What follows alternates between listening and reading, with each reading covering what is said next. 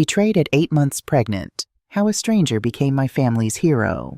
8 months pregnant, abandoned in a hospital parking lot, giving birth alone in my car, while my husband gambled away our house with his mistress. I thought my life was over. Then a stranger in an expensive suit appeared, handed over $50,000, and disappeared into the night. That was just the beginning of discovering that heroes don't always wear capes. Sometimes they wear business suits.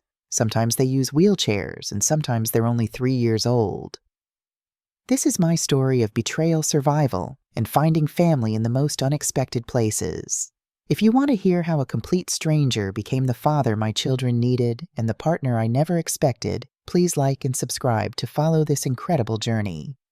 My name is Rachel Martinez, and until 6 months ago, I thought I knew exactly what my life was. 28 years old, freelance graphic designer, mother to a beautiful 3-year-old daughter with special needs, and married to Carlos, the man I'd loved since college. 8 months pregnant with our second child, I was creating designs from our small apartment in Houston, while Mia, my daughter, played with her adapted tablets nearby. Mia was my miracle. Born with mild cerebral palsy, doctors said she might never walk properly or speak clearly, but my little girl proved them all wrong.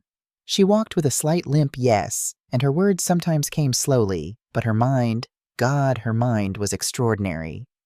While other 3-year-olds played with blocks, Mia navigated complex tablet games designed for children twice her age. I thought it was just her way of coping with her physical limitations. I was wrong about so many things.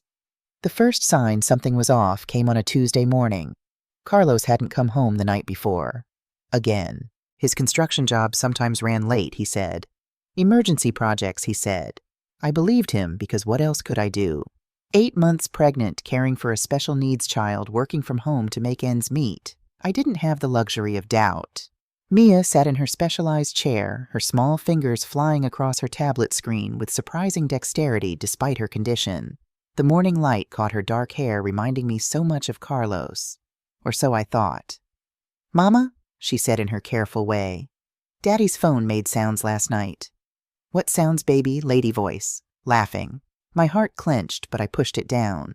Carlos's phone had been on the kitchen counter. He'd forgotten it. When I picked it up, 17 missed calls stared back at me. All from someone named Diana. The phone rang in my hand. Diana calling. I answered. "Finally," a woman's voice purred. "Carlos, baby, where are you? The papers are ready. Once you sign the house over, we can take that money straight to Vegas like we planned." The house. Our house. The one my grandmother left me. The one I'd put in both our names last year because marriage meant trust. "This isn't Carlos," I said, my voice surprisingly steady while my world crumbled. Silence, then a laugh. "Oh, honey, you must be the pregnant wife. Don't worry, he's already here signing. By tonight, you'll need to find somewhere else to live. Maybe they have family shelters that take disabled kids." The line went dead. I stood there 8 months of baby weight, making my back scream while Mia looked up at me with those intelligent eyes that saw too much. Mama crying? I wasn't. Not yet. But my body was doing something else. A sharp pain ripped through my abdomen, dropping me to my knees. The stress, the shock. My body couldn't take it. "Mama."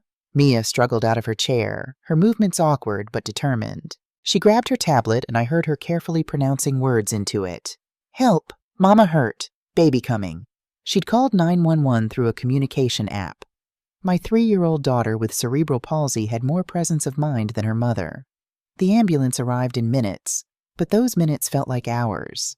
Each contraction came faster, harder. This was wrong. Too early.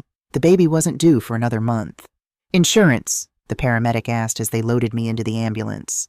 "My husband's work," I gasped between contractions. They checked. Coverage had been canceled 3 months ago. Carlos had been pocketing the premium money. "The public hospital can't take her," one paramedic told another, thinking I couldn't hear. "Not for a preterm delivery without insurance. General Memorial might accept her for emergency delivery, but meant dumping me there and leaving. They left me in the General Memorial parking lot. Said someone would come with a wheelchair. No one did. Mia held my hand with her smaller one, her tablet clutched in the other. "It's okay, Mama. We're strong." The contractions were 2 minutes apart. My water broke in the parking lot, soaking through my clothes onto the asphalt. I crawled into our beat-up Honda Civic, the only thing Carlos hadn't sold yet, apparently. I was going to have this baby in a car, alone except for my 3-year-old daughter with disabilities. This was how far I'd fallen in a single morning. Mia climbed into the front seat, her movements careful and deliberate. I helped Mama. Game taught me. What game, baby? Doctor game, special level. She showed me her tablet. A medical simulation game far too advanced for any 3-year-old. But she navigated it perfectly, showing me breathing techniques, positioning. I should have wondered then how she knew to access this. Should have questioned why a game like this existed on her tablet. But another contraction hit, and all I could do was scream. The baby came fast. Too fast. In the back seat of a Honda Civic, I delivered my son while my daughter with cerebral palsy coached me through a medical app with the competence of a trained midwife. He was so small, so quiet. Too quiet. Why isn't he crying? I sobbed, holding his tiny body. He was breathing barely, but his color was wrong. Blue-tinged. Something was wrong with his heart. "Mama, someone coming," Mia said. A figure approached through my tears. A man in an expensive suit, definitely out of place in this rundown hospital's parking lot. Tall, broad-shouldered, with dark hair streaked silver at the temples. He moved with purpose, his face angular and focused. He opened the car door, took one look at the situation, and pulled out his phone. "This is Nathan Cross. I need the neonatal emergency team in the east parking lot immediately. Prepare the NICU for a premature infant with possible cardiac complications. I'm covering all expenses." "Sir, we need authorization. Check your board of directors. You'll find my name. The Crossbridge Foundation, ring a bell, move. Now." Within seconds, medical staff swarmed the car. They took my baby, my unnamed son, and rushed him inside. Someone helped me onto a stretcher. Mia gripped my hand, and the stranger, Nathan Cross, lifted her with surprising gentleness. "Don't separate them," he told the staff. "The mother needs her daughter." In the chaos of the NICU, watching them work on my tiny son, I finally asked, "Why are you helping us?" Nathan Cross didn't look at me. His eyes were fixed on Mia, who was absorbed in her tablet despite the chaos. "Your daughter," he said quietly, "is Moonwalk Princess, and—" The name meant nothing to me. "In my company's educational gaming platform for children with disabilities," he continued, "she's achieved something no other player has. She reached level 847 of CogniLearn. The game only has 500 levels. She's been creating her own." I stared at my 3-year-old daughter. "That's impossible. She can barely—" "Her physical limitations have nothing to do with her cognitive abilities. I've been monitoring her progress for 6 months as part of our therapeutic gaming study. When I saw the emergency call come from her tablet with her location, I came." "You've been watching my daughter." His expression didn't change, but something flickered in his gray eyes. "The game monitors all users with parental consent. You clicked agree when you downloaded it. But yes, I've been particularly interested in her case. She's extraordinary, Mrs. Martinez. Her brain compensates for her physical limitations in ways we've never documented." A doctor approached. "Mr. Cross, the infant needs immediate cardiac surgery. Without it—" "Do it," Nathan said before I could speak. "Whatever he needs. That could cost hundreds of thousands. I said do it." The doctor nodded and rushed off. I stood there still bleeding from delivery, holding Mia's hand, while a complete stranger arranged to save my son's life. "Why?" I whispered. For the first time, Nathan Cross looked directly at me. His gaze was intense but oddly disconnected, as if he was seeing through me to something else. "I had a son once. Christopher. Cerebral palsy, like your daughter, but more severe. 10 years ago, I sat in a hospital like this, begging them to save him. I had no money then, just a failed startup and dreams. They told me to prepare for the worst because I couldn't afford the best." He paused, his jaw tightening. "Christopher died waiting for approval from insurance that never came. 3 months later, my gaming company sold for $200 million. I've spent every day since making sure no child dies because their parent couldn't write a check." Mia tugged on his expensive suit jacket. "You're sad like Mama." Nathan looked down at her, and for a moment his controlled expression cracked. "Yes, I suppose I am." "I fix it," Mia said, simply returning to her tablet. "In-game. I make healing level for sad. You play—" A ghost of a smile touched Nathan's lips.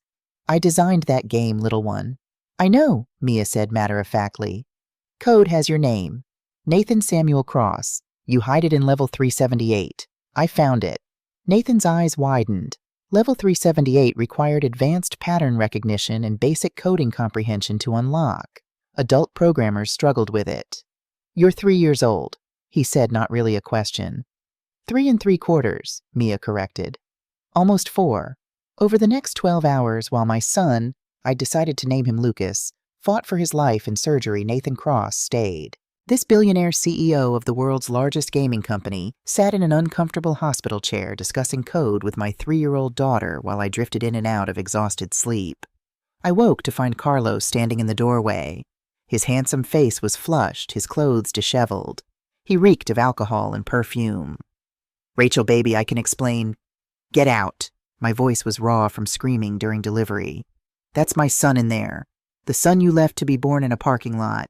Nathan's voice was calm, controlled, but somehow more terrifying for it. "The son whose medical bills you can't pay because you canceled insurance to fund your gambling. That son," Carlos puffed up. "Who the hell are you?" "The man who paid for your son's surgery.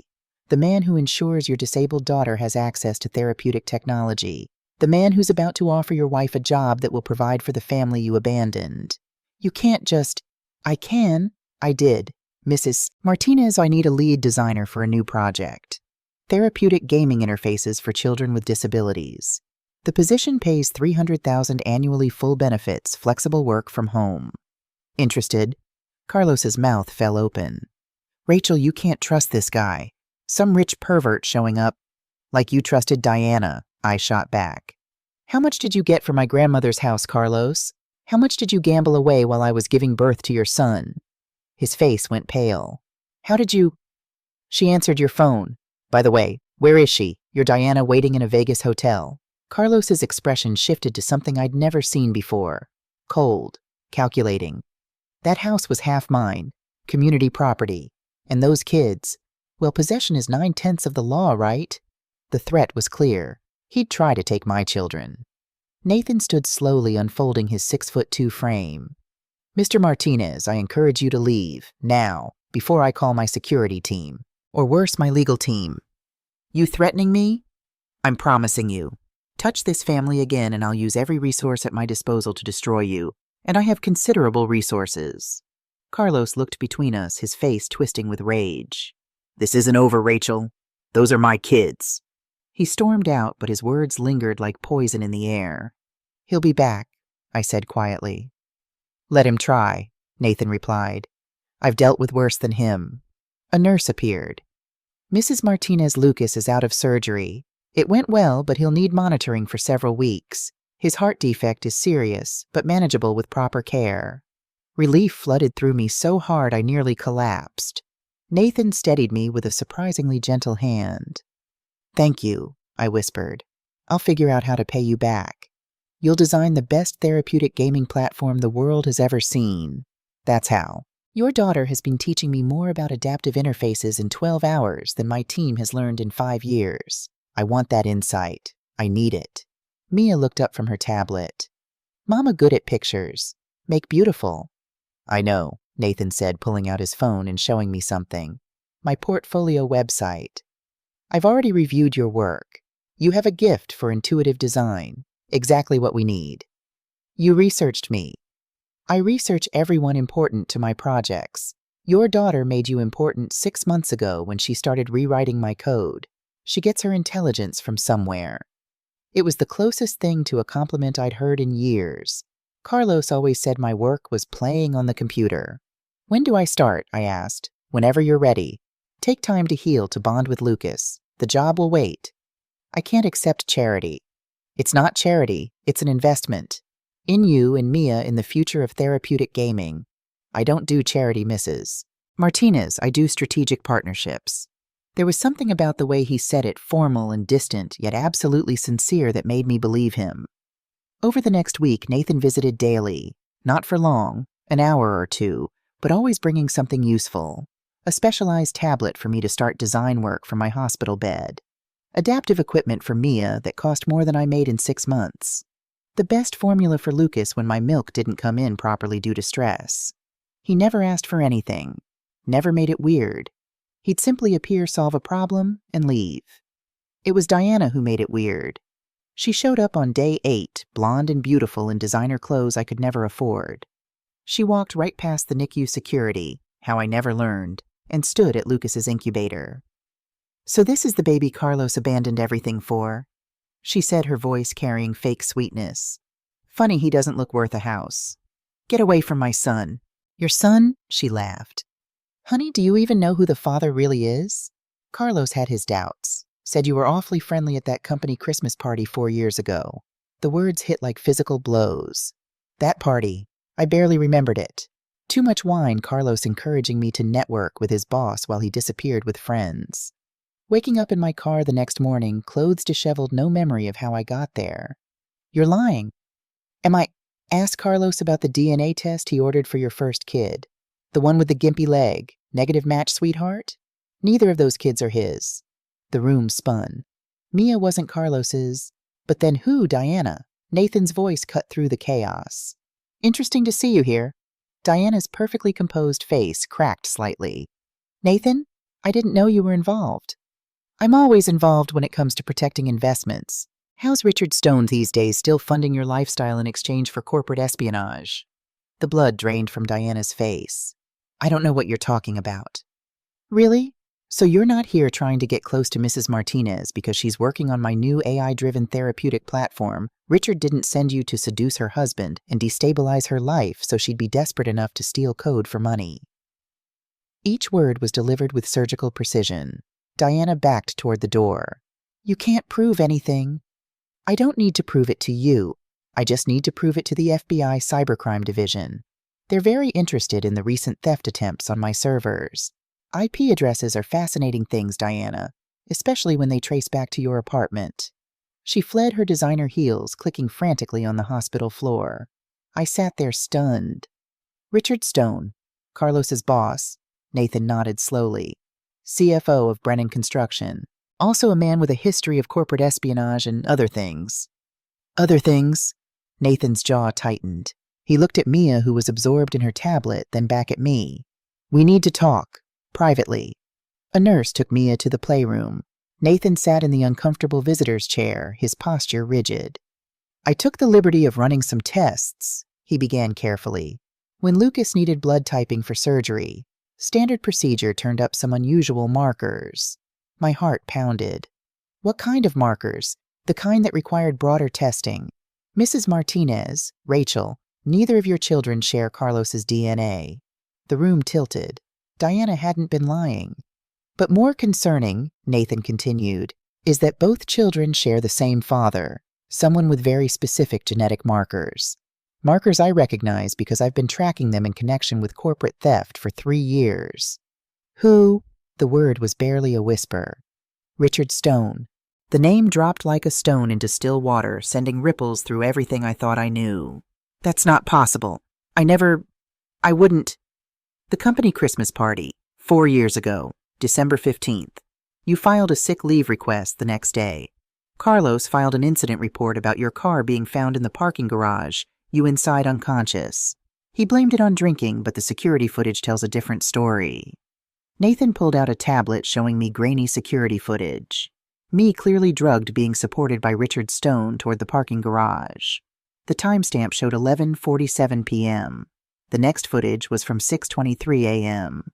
Carlos finding me in my car disheveled and unconscious. "He drugged you," Nathan said simply. "Based on the timeline and evidence, he assaulted you while you were unconscious. Carlos either didn't realize or didn't care.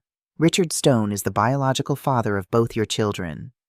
I was going to be sick. The room spun, my stomach revolted, and Nathan smoothly handed me a wastebasket just in time. "Richard Stone, Carlos's boss. The man who'd leered at me at every company event. Who'd made inappropriate comments." Carlos laughed off. "He'd drugged me, assaulted me, and I'd never known." "Why didn't Carlos—" "Based on the reports, Carlos assumed you'd gotten drunk and embarrassed him. He was more concerned about his reputation with his boss than your well-being. Richard probably counted on that. Lucas, too. But that would mean the timeline suggests another incident. Probably similar circumstances. You mentioned Carlos's company retreat 16 months ago. You came home early sick. The memory surfaced hazily. Another party, feeling dizzy after one drink. Carlos annoyed that I needed to leave. Waking up in my hotel room with no memory of getting there. Oh God. Richard Stone is a predator, Rachel. You're not his only victim, but you're the only one whose children survived. The implication hung heavy. There were others, other women, other pregnancies. Why are you telling me this? Nathan's expression was unreadable. Because Richard knows about Lucas, about the surgery. He's been asking questions. And because... He paused, seeming to struggle with the words. Because I know what it's like to have your life destroyed by men who think power gives them the right to take whatever they want. There was a story there, but before I could ask, Mia tottered back in her gait, uneven but determined. Mama sad again. Mr. Nathan sad too. She climbed into my lap with difficulty, her tablet clutched tight. I made something. She showed us the screen. A crude but recognizable animation of 3 figures holding hands. One tall one, medium, one small. Above them a rainbow appeared, then words in shaky child's writing, "Family is who stays." Nathan made a sound I couldn't interpret. When I looked at him, his eyes were suspiciously bright. "That's beautiful, baby," I told Mia. "For Mr. Nathan," she said, reaching out to him. "You stayed, like family." Nathan took the tablet with hands that trembled slightly. "I'm not very good at family, little one." "That's okay," Mia said matter-of-factly. "We practice. Mama and me and Lucas and you. We practice being family until we're good at it." The innocence of her words broke something in the room. Nathan's controlled facade cracked, and for just a moment I saw the grieving father who'd lost his son 10 years ago. "I'd like that," he said quietly.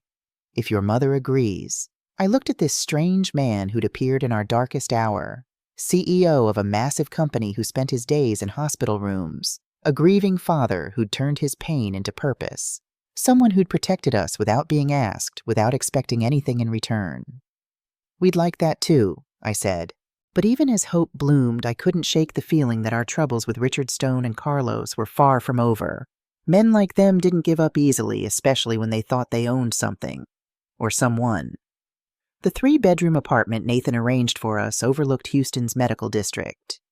"Closer to Lucas's specialists," he explained, as if that justified the panoramic windows and doorman building that probably cost more monthly than I used to make in a year. Lucas had been home for a week, his tiny body hooked to monitors that beeped regularly, confirming his heart was still beating its imperfect rhythm. The surgery had been successful, but he'd need 2 more operations before his 5th birthday. If he made it that far.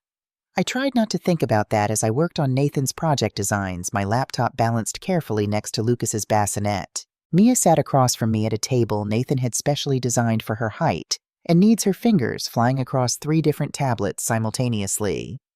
"Mama, look," she said, turning one screen toward me. "I made the sad people happy." On her screen was code, actual code. My 3-year-old daughter had written a program that analyzed facial expressions through the tablet's camera and generated responsive animations designed to improve mood. "Baby, where did you learn to do this? Mr. Nathan's game. Secret levels. He hides teaching in the fun parts." The doorbell rang unusual since the doorman usually announced visitors. Through the peephole, I saw Carlos standing in the hallway, holding papers. I didn't open the door. "What do you want?" "To see my kids, Rachel, and to give you these." He held up the papers. "Custody filing. I want joint custody." "You abandoned us." "I left for 2 days. Any judge will see that as a minor marital dispute. Open the door, or I'll have my lawyer add parental alienation to the filing." My hands shook as I opened the door, but kept the chain on. Carlos had cleaned up. Suit fresh haircut, looking like the man I'd married instead of the gambling addict who'd sold my grandmother's house. "You can't afford a lawyer. Richard Stone is covering it. He values loyalty in his employees." His smile was cold. "Funny thing, Richard. Very interested in his employees' families. Wants to make sure the kids are well provided for." The threat was subtle, but clear. Richard knew. Somehow he knew about the children's DNA. "Get out. 2 hours every Sunday. That's all I'm asking for now, unless you want to make this ugly." Richard has some interesting theories about those kids' parentage. Theories that would sound real compelling to a family court judge. Before I could respond, the elevator dinged. Nathan stepped out, phone pressed to his ear, but his eyes immediately found Carlos. "I'll call you back." He told whoever was on the line, then approached with deliberate calm. "Mr. Martinez, interesting to find you here violating the restraining order." Carlos laughed. "What restraining order?" Nathan pulled out his phone, showing official documents. "The emergency order filed this morning. You've been served electronically physically at your last known address, and now verbally. You're in violation just by being here." "You can't." "I can." "I did. My legal team is very efficient." Nathan stepped closer. "Every gambling debt you have is now owned by my holding company. Every loan, every marker, every IOU to some backroom bookie. I own them all. Your choice: stay away from Rachel and the children, or I call them due immediately. All $47,000. Carlos went pale. "That's extortion. That's business. You have 10 seconds to leave before I call the police." Carlos backed toward the elevator, his face twisted with rage. "This isn't over. Richard Stone has plans for those kids. Big plans." After he left, Nathan stood in my doorway, still and watchful. "Come in," I said, exhausted. "Mia's been asking for you." He entered his presence, filling the space differently than Carlos ever had. Quieter, but somehow more substantial. "Mr. Nathan," Mia called out, not looking up from her tablets.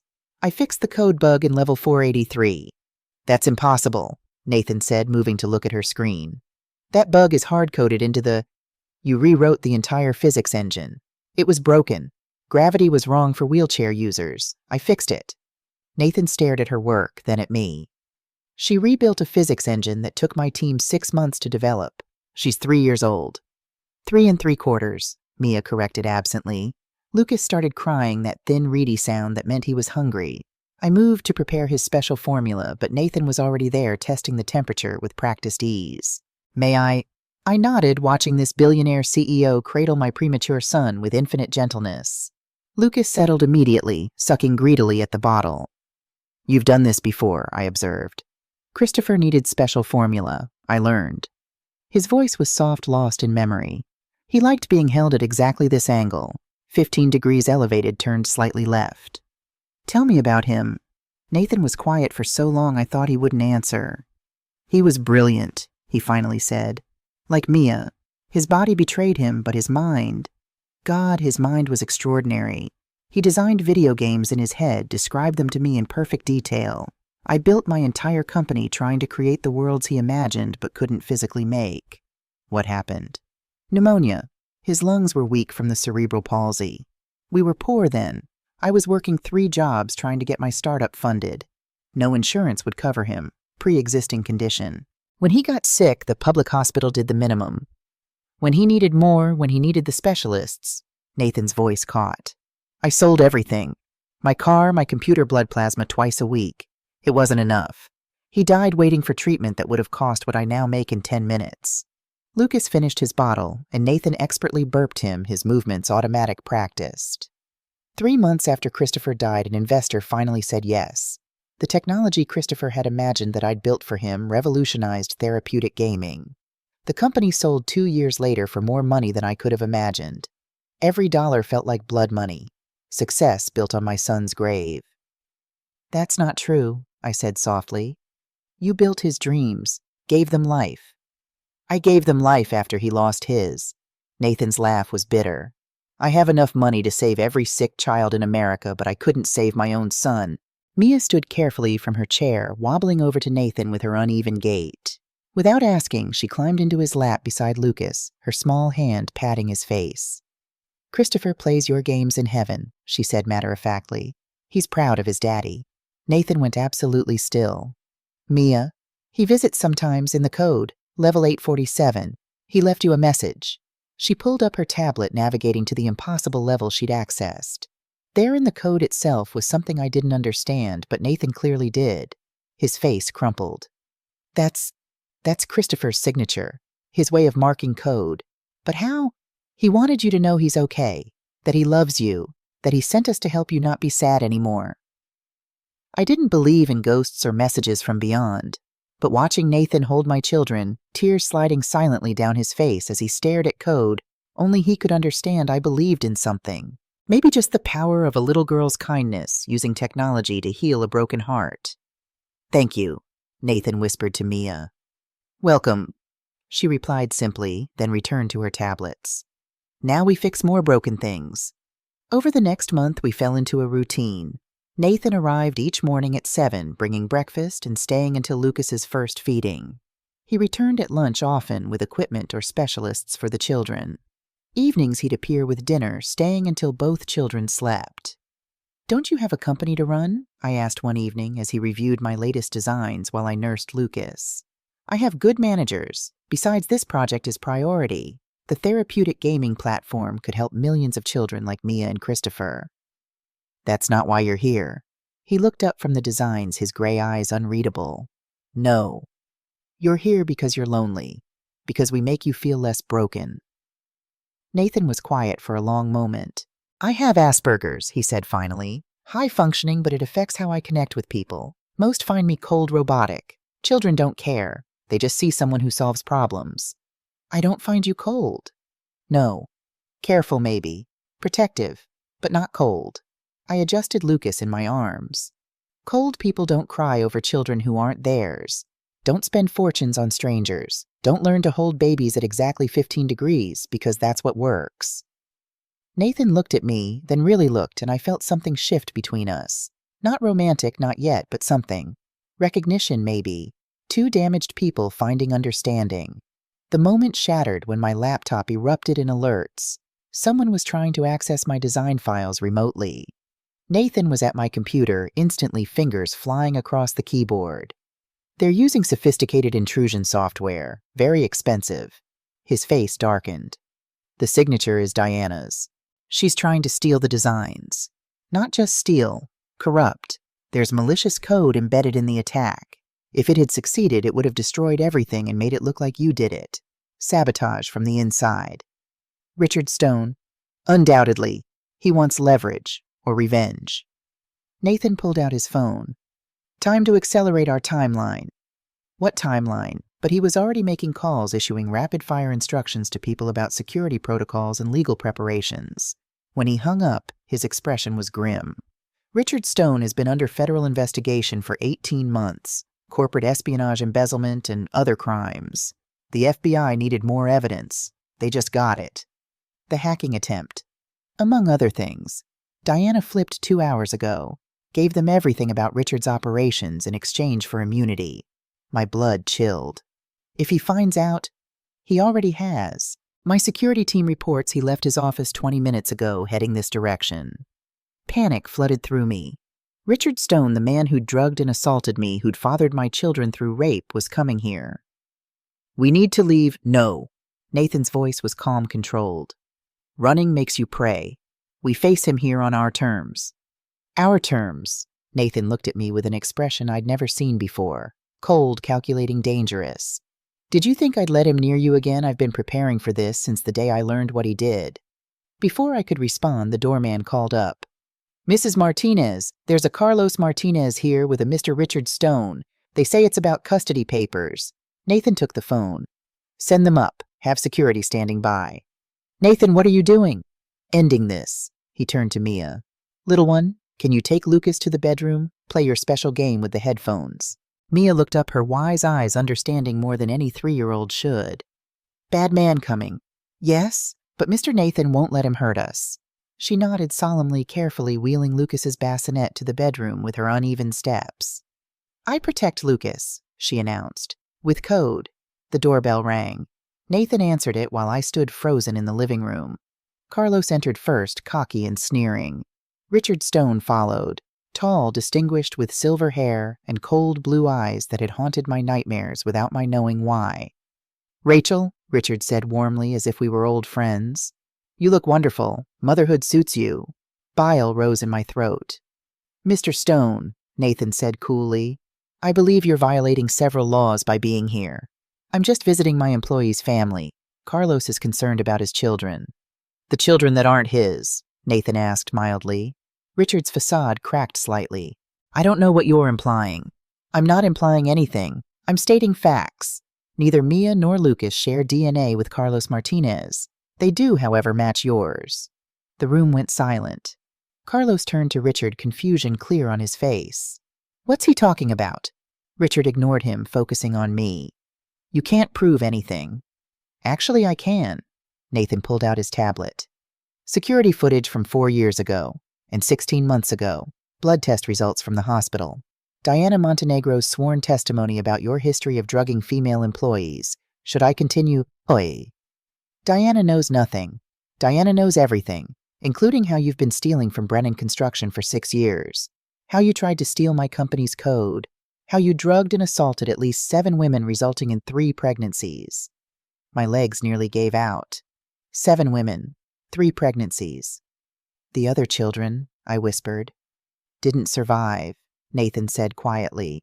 Various circumstances. You're the only one whose children lived. Richard stepped forward and Nathan smoothly moved between us. Touch her and I'll kill you myself, Nathan said conversationally. You think you're untouchable, cross I have connections. Had, past tense. Your assets were frozen 40 minutes ago. Your passport flagged. Your arrest warrant will be issued within the hour. Richard laughed an ugly sound. You can't prove rape. She was drunk at a party. Could have been anyone. Could have been. Except for the GHB in her system. Documented at the hospital the next day when Carlos brought her in. He thought she was drunk, but the blood work tells a different story. You drugged her stone. That's rape, regardless of anything else. Carlos had gone pale, finally understanding. You raped my wife, Richard sneered. Your wife was spreading her legs for half the company at those parties. Don't act surprised. The lie was so casual, so cruel. Carlos lunged at Richard, but Nathan caught him surprisingly strong for someone who looked like he lived in boardrooms. Don't, he's not worth it. Those are my kids, Carlos shouted. No, I said, finding my voice. They're not, they're mine. Mine and Nathan's now in every way that matters. Nathan's, Richard laughed. You move fast, Rachel. From rape victim to gold digger in record time. Nathan released Carlos and turned to Richard with that dangerous calm. Interesting choice of words, especially considering what the FBI found on your hard drive. Richard went white. Did you think deleting files actually deleted them? My forensic team is very good. Every photo, every video of your victims. You kept trophies. You hacked my computer, that's illegal. No, Diana gave us access as part of her plea deal. All perfectly legal. The doorbell rang again. This time when Nathan opened it, FBI agents stood waiting. Richard Stone, you're under arrest for corporate espionage, embezzlement, and multiple counts of sexual assault. As they cuffed him, Richard looked at me with pure hatred. Those children are mine. I'll get them eventually. Over my dead body, Nathan said quietly. That can be arranged, Richard snarled as they dragged him away. Carlos stood in the wreckage of revelations looking lost. I didn't know. Rachel, I swear I didn't know. You knew I was unconscious at that party. You knew something was wrong and you chose to blame me instead of protecting me. I thought you were drunk. You hoped I was drunk. It was easier than admitting your boss was a monster. I was surprised by my own calm. Get out, Carlos. Don't come back. But the restraining order covers you too, Nathan reminded him. Leave now or join Richard in custody. Carlos' left shoulders slumped, the fight gone out of him. I collapsed on the couch, shaking. Nathan sat beside me, not touching, but close enough that I could feel his warmth. It's over, he said quietly. Is it Richard has money lawyers? Had. Everything's been seized, and the evidence is overwhelming. He'll die in prison. From the bedroom, I heard Mia singing softly to Lucas. My children. Mine, no matter how they came to be. Thank you, I whispered. For what? For believing they're worth protecting, even knowing what they came from. Nathan turned to face me fully. They came from you. That's all that matters. You're their mother. You loved them before you knew they existed. That's what makes them yours. And you, what are you to them? He was quiet for a long moment. Whatever you'll let me be. Before I could respond, Mia emerged from the bedroom dragging one of her tablets. Mr. Nathan Badman's computer had bad things, but also good things. Look. On her screen was code I didn't understand, but Nathan's sharp intake of breath told me it was significant. Mia, how did you access this? Badman connected to our network when he came in. I connected back. She looked pleased with herself. Found his secrets. You hacked Richard Stone's phone. Easy. Password was password 123. She shook her head disapprovingly. Very bad security. Nathan stared at her, then laughed, really laughed, for the first time since I'd known him. You beautiful, brilliant child. You just found evidence of 6 more crimes. He scooped her up, careful of her physical limitations. You're going to change the world. We all change the world, Mia said seriously. Together. Family. That word again. Family. Looking at Nathan holding my daughter while my son slept peacefully in the next room, I thought maybe Mia was right. Maybe family wasn't about blood or conventional relationships. Maybe it was about who showed up when the world fell apart. Maybe it was about who stayed. 6 months had passed since Richard Stone's arrest. The trial was set to begin in 2 weeks, and the prosecutor assured me his conviction was certain. 7 women had come forward, their testimonies painting a pattern of predation spanning a decade. Diana's evidence had sealed his fate. She'd kept recordings, documents, proof of everything in case she ever needed leverage. Nathan had been right. Richard would die in prison. Lucas was thriving despite his heart condition. At 7 months old, he was small but fierce, his dark eyes tracking everything with an intensity that reminded me oddly of Nathan. The second surgery was scheduled for next month, and Nathan had already arranged for the world's best pediatric cardiac surgeon to fly in from Switzerland. Mia had started a specialized program Nathan created just for her, part preschool, part advanced coding academy. At 4 years old, she was writing programs that grown engineers struggled to understand. Her physical therapy had improved her mobility significantly, though she still moved with that characteristic careful gait. And Nathan had become the center of our strange little universe. He still came every morning, stayed every evening. His apartment was 3 floors up. He'd bought it to be closer, but not presumptuous. We'd fallen into a rhythm that felt like family, but wasn't quite. Not yet. I was working on the therapeutic platform full-time now, the programs I designed with Nathan already helping thousands of children worldwide. We made a good team. His technical brilliance, my intuitive design, Mia's unique insights into adaptive needs. Everything was perfect, which should have been my first warning. The call came on a Tuesday morning. Unknown number, but something made me answer. Hello, Rachel. The voice was familiar but unexpected. Carlos. How did you get this number? The restraining order expires in 3 days. My lawyer says if I don't violate it, the judge won't renew it. I've been getting help, Rachel. Therapy, GA meetings. I'm clean. Good for you. We're still divorced. I know. I'm not calling about us. I'm calling to warn you. My blood chilled. Warn me about what? Richard Stone. He's got people on the outside. They've been watching you, the kids. And Diana's not who Nathan thinks she is. Diana's in witness protection. Diana's playing everyone. She's not just Richard's accomplice. She's his daughter. The words didn't make sense. That's impossible. They were belovers. Yeah, that's what everyone was supposed to think. But I did some digging after everything came out. Diana Montenegro doesn't exist before 5 years ago. Her real name is Diana Stone, Richard's daughter from his first marriage. My mind raced. If Diana was Richard's daughter, then her testimony, her immunity deal. She's getting him off, I breathed. Worse, she's been inside Nathan's company for months through the immunity deal, accessing his systems under FBI supervision. Only the FBI doesn't know who she really is. Why are you telling me this? Carlos was quiet for a moment. Because whatever else I am, I'm not a monster. And because I've been undercover for 2 years trying to nail Richard Stone. The world tilted. What? Detective Carlos Martinez, Houston PD, Financial Crimes Division. The gambling, the affairs, even selling your grandmother's house. It was all cover to get close to Richard's operation. You're lying. The house money went into an FBI evidence account. Every penny is waiting for you. I'm sorry, Rachel. I'm so sorry for what I put you through, but we were so close to nailing him. I couldn't break cover, not even when I was giving birth in a parking lot. I was there, in the shadows, making sure you were safe. Nathan Cross showing up was unexpected, but we rolled with it. He's been an asset without knowing it. I couldn't breathe. Everything I thought I knew was crumbling. If you're really a cop, prove it. Check your door. I walked to the front door, phone still pressed to my ear. An envelope was taped to it. Inside was Carlos's badge, his real identification, and a photo. The photo showed Carlos in uniform receiving a commendation. Standing next to him was a woman I recognized from pictures, his sister Maria, who'd supposedly died 3 years ago. Maria's your partner. My handler. She's been Diana's shadow this whole time, documenting everything. We know Diana's real plan, Rachel. She's going to drug Nathan at the trial, make it look like he's unstable, violent. Then she'll recant her testimony, say Nathan forced her to lie about Richard. With Nathan discredited, she inherits everything through some complex trust Richard set up years ago. Nathan's company? Everything, including the therapeutic platform you've been building, the one with backdoor access to millions of children's devices. The implications were horrifying. Access to vulnerable children worldwide, their locations, their routines, their disabilities.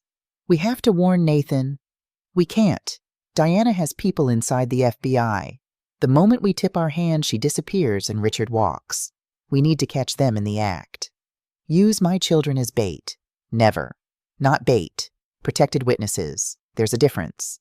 Carlos, I know I have no right to ask for your trust, but I've spent 2 years watching Richard Stone destroy lives. I won't let him destroy yours.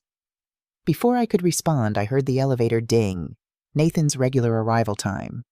I have to go. Rachel, be careful. Nathan Cross isn't just a CEO. Check his military records. Special Forces discharged after a psychiatric incident. He's dangerous when triggered.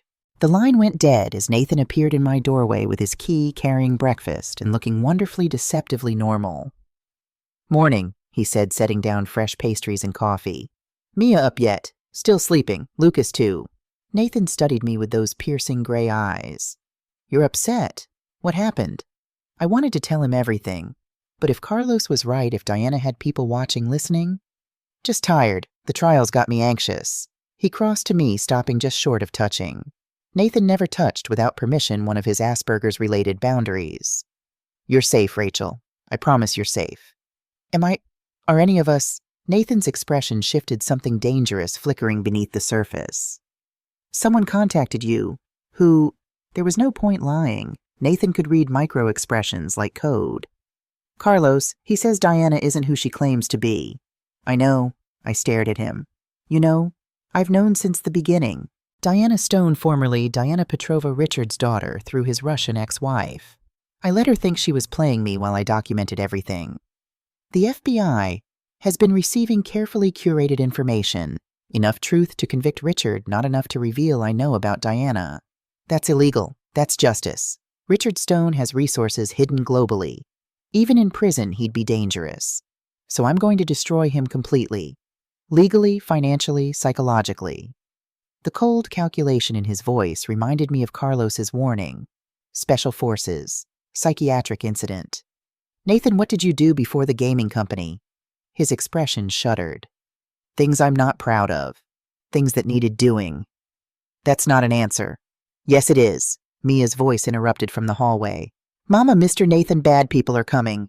Nathan moved faster than I'd ever seen, scooping up Mia while barking into his phone. Security Team Code 7. Implement immediately. What's happening? I demanded, rushing to Lucas's room. Diana moved her timeline up. My systems detected her accessing the building's security 40 seconds ago. The apartment's locks engaged automatically, heavy bolts I hadn't known existed sliding into place. Metal shutters began descending over the windows. Panic room, Nathan ordered, herding us toward what I'd thought was a closet, but opened to reveal a reinforced room with monitors, supplies, and communication equipment.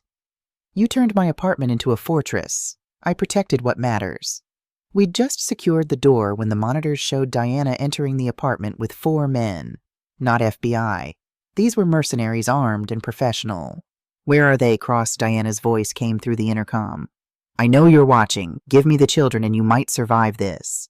Nathan typed rapidly on a keyboard. Houston PD will be here in 6 minutes. Too long, I whispered, holding Lucas while Mia clung to my leg. Not for what I have planned. On the monitors, I watched Diana's team systematically search the apartment. They were getting closer to the panic room. Found it, one announced, approaching our hidden door. Nathan pulled something from a concealed drawer. A gun. Military grade, nothing civilian. You said you weren't violent. I said I wasn't proud of what I did. Different thing. He checked the weapon with practiced efficiency. Stay here. Lock the door behind me. Nathan, no. He turned to me, and for the first time since we'd met, he deliberately touched me. His hand cupped my face, thumb brushing my cheek. I lost one family. I won't lose another." Then he was gone, moving into danger with the fluid grace of someone trained to kill.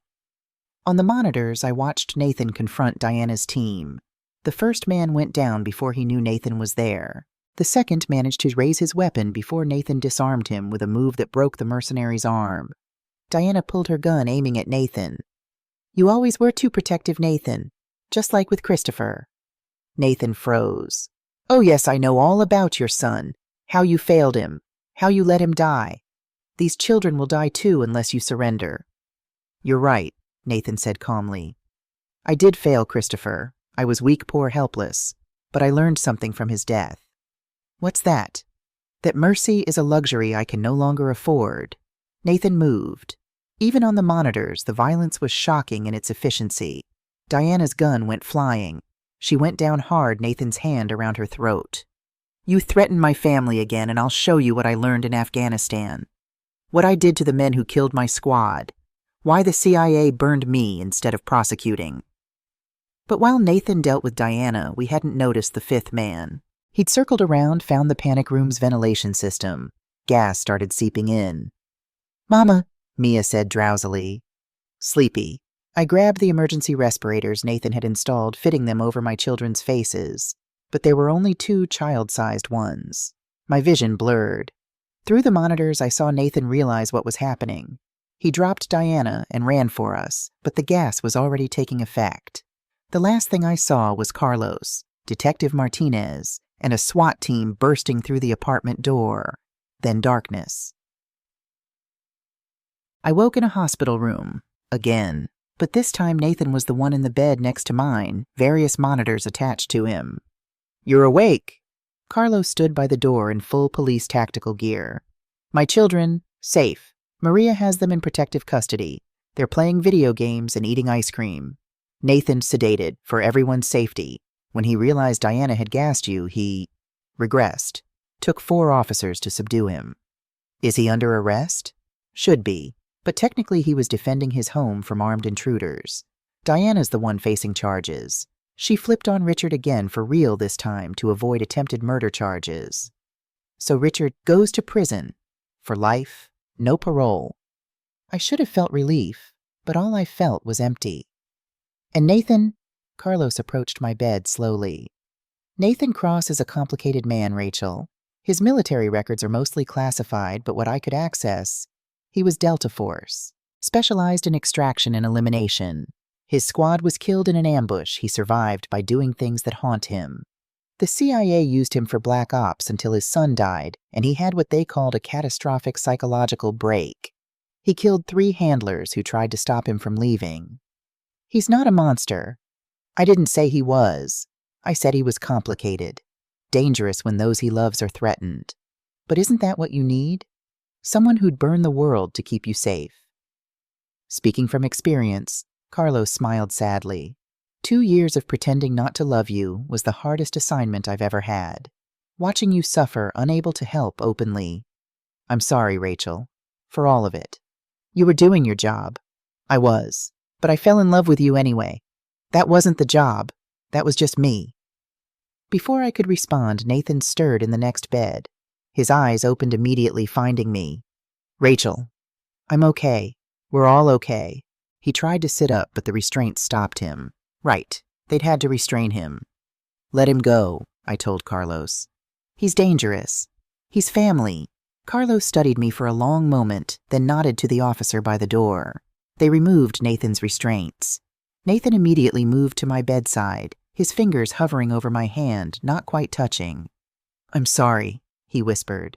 I lost control. I could have hurt someone. You were protecting us. I was being the monster the CIA created. His voice was bitter. You should run. Take the children and run far from me. No. Rachel. No, you don't get to sacrifice yourself for us. You don't get to decide you're too dangerous to love. That's my choice, and I choose you. Nathan's composure cracked. You don't know what I've done. I don't care what you've done. I care about what you do. And what you do is protect children, build dreams, and love us in whatever way your broken heart can manage. I can't even touch you without planning it first. Then we'll plan.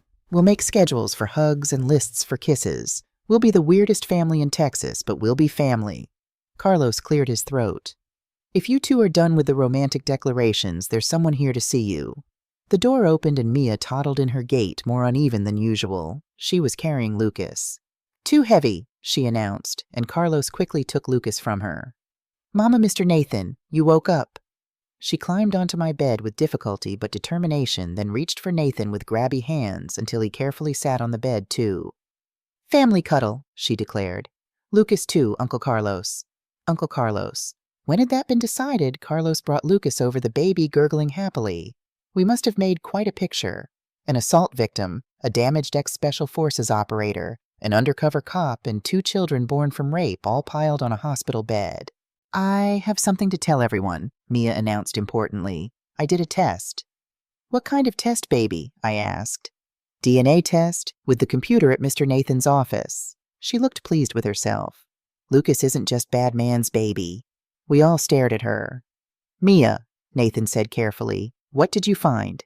"Lucas has 3 daddies. Bad man gave some DNA, but Uncle Carlos gave some too, and Mr. Nathan gave some too." "That's impossible," Carlos said. "Not impossible. Improbable. Lucas is a chimera." She pronounced the word carefully. 2 embryos that mix together. Very rare. He's special. Nathan was already pulling up medical databases on his phone. Chimerism, it's real, but extremely rare. If Lucas absorbed a twin in utero, he could have DNA from multiple sources. "But Carlos and I never," I started. "IVF clinic break-in 4 years ago," Carlos said suddenly. "Richard was suspected, but never proven. If he stole genetic material..." "He was creating designer babies," Nathan finished. "Lucas is an experiment." I looked at my son, my beautiful, fragile son with his imperfect heart and apparent genetic impossibility. "I don't care," I said firmly. "He's mine. Ours." "Ours," Nathan agreed. "Ours," Carlos echoed, then looked surprised at himself. "Family," Mia cheered. "Weird family is best family." Epilogue. 2 years later, the courthouse was packed for the wedding. Not a traditional venue, but then nothing about our family was traditional. Nathan stood at the altar looking uncomfortable in his tux, but smiling. He'd been practicing that smile for weeks, wanting to get it right for the photos. Mia ran down the aisle as Flower Girl, her leg braces decorated with LED lights she'd programmed herself. At 6, she was already taking college courses online while running her own adaptive technology company. The youngest CEO in history, the newspapers said. Lucas, now 2.5, toddled after her as ring bearer. His 3rd and final heart surgery had been a complete success. He was small for his age, but fierce, his mixed DNA giving him an immune system that fascinated doctors worldwide. Carlos's strength, Nathan's intelligence, and unfortunately Richard's cunning. Though we were teaching him to use it for good, Carlos stood as Nathan's best man, his detective shield gleaming. We'd worked out an unconventional arrangement. He was Uncle Carlos present for birthdays and holidays, teaching Lucas to throw a baseball while Mia taught him coding. He'd started dating Maria, his partner, and they seemed happy. As for the bride, I walked myself down the aisle.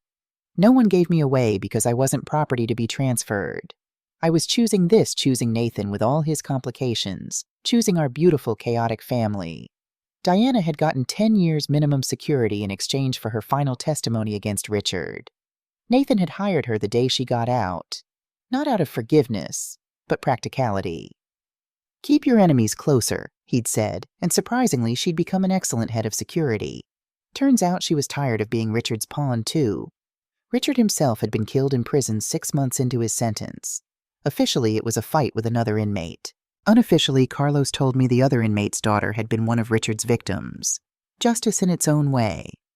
"Do you, Rachel Martinez, take this complicated, brilliant, occasionally dangerous man to be your husband?" the judge asked. "I do." "Do you, Nathan Cross, take this resilient, creative, fiercely protective woman to be your wife?" Nathan's response was typically him. Precise, prepared, practiced. "I do with my whole heart, such as it is, for as long as she'll have me, which I hope is forever." The judge smiled. "Then by the power vested in me by the state of Texas, I pronounce you husband and wife. You may kiss the..." Mia interrupted. "Wait, I made something." She pulled out a tablet showing a video she'd created. It was our story told in animation, but edited. In her version, we'd all chosen each other from the beginning. No rape, no betrayal, no violence. Just a family finding each other through technology and love. For when Lucas asks where he came from, she explained, true story is too sad for little kids. When did you become the wise one? Nathan asked, scooping her up with one arm while pulling me close with the other.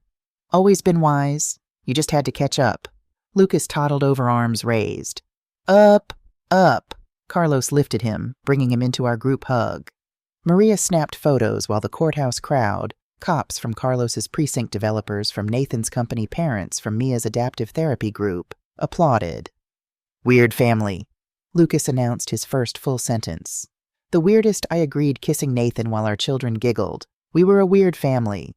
A mother who'd survived hell, a father who'd walked through darkness, children born from trauma but raised in love, and an extended family of former enemies turned protectors. But we were family, real family, the kind that stays. Final twist. 6 months after the wedding, I was pregnant again. This time conventionally, Nathan's child conceived in love carried with joy. The ultrasound technician frowned at the screen. That's unusual. My heart clenched. What's wrong? Nothing wrong, just unexpected. You're having twins, identical girls. But there's something unique about their brain activity. See these patterns? I've never seen anything like it. Nathan leaned closer, his eyes widening. Those patterns? They match Mia's and Lucas's, the accelerated neural development. That's impossible. This is a natural pregnancy. Unless, Nathan said slowly, Richard's experiments weren't just about creating children. What if he was trying to trigger evolutionary changes? What if exposure to his modified DNA actually changed us at a genetic level? I looked at the screen at my twin daughters already showing signs of extraordinary development. You're saying our girls are enhanced. All our children are. Mia's coding abilities, Lucas's immune system, and now these two. Richard Stone tried to play God and accidentally created the next step in human evolution. Through rape and violence. Yes, but we're raising them with love and ethics. They'll change the world, Rachel. For the better. I thought about Mia already designing AI to help disabled children worldwide. Lucas, whose unique DNA was being studied to cure genetic diseases. And now 2 more extraordinary minds growing inside me. Heroes don't always wear capes, I murmured, remembering Mia's words. Sometimes they're born from darkness, but raised in light. Nathan agreed, his hand covering mine over my growing belly. Somewhere in federal prison, Richard Stone's legacy wasn't what he'd planned. He'd tried to create victims and weapons.